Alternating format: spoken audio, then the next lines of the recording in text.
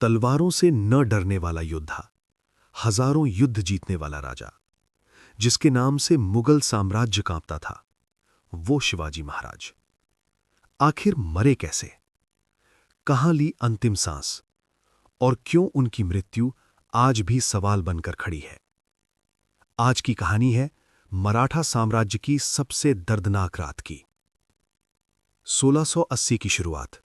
थका हुआ शेर। साल था 1680।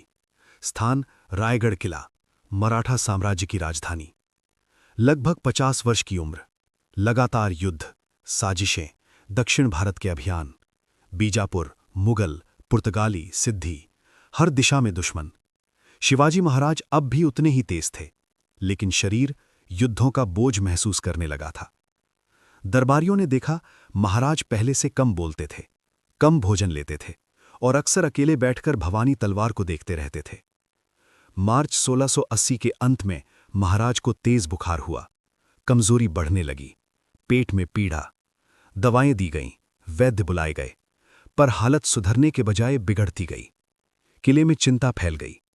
राजमाता सोयराबाई, युवराज संभाजी, दरबारी, सेनापति सब रायगढ़ में जमा थे, लेकिन शेर अब शांत होता जा रहा था।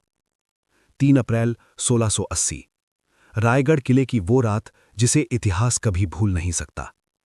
कमरे में दिए जल रहे थे, बाहर पहरेदार खामोश खड़े थे, अंदर महाराज लेटे थे, सांसें भारी थीं। कहा जाता है, महाराज ने धीरे से कहा, स्वराज्य संभाल कर रखना। कुछ इतिहासकार बताते हैं कि उन्होंने भवानी माता का स्मरण किया और आंखें बंद कर लीं। 3 अप्रैल 1680, रायगढ़ किला। छत्रपति शिवाजी महाराज का निधन हो गया। मराठा साम्राज्य अनाथ हो गया। शिवाजी महाराज की मृत्यु तेज बुखार और पेचिस जैसी गंभीर बीमारी से हुई। लगातार अभियानों से शरीर कमजोर हो चुका था, दवाइयां असर नहीं कर पाईं, यानी स्वाभाविक मृत्यु, नेचुरल डेथ। लेकिन यहीं से कहानी खत्म नहीं होती। मराठा साम्राज्य में तुरंत सत्ता संघर्ष शुरू हो गया। संभाजी बनाम राजाराम।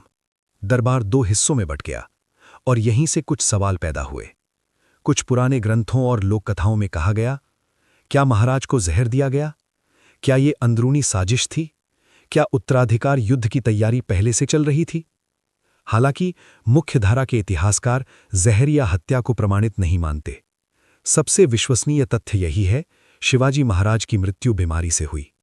लेकिन तेजी से हुई मौत और तुरंत हुआ सत्ता संघर्ष इन सवालों को आज भी जिंदा रखता है।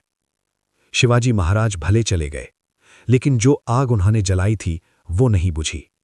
औरंगजेब खुद दक्कन आ गया। 27 साल तक दक्कन में फंसा रहा।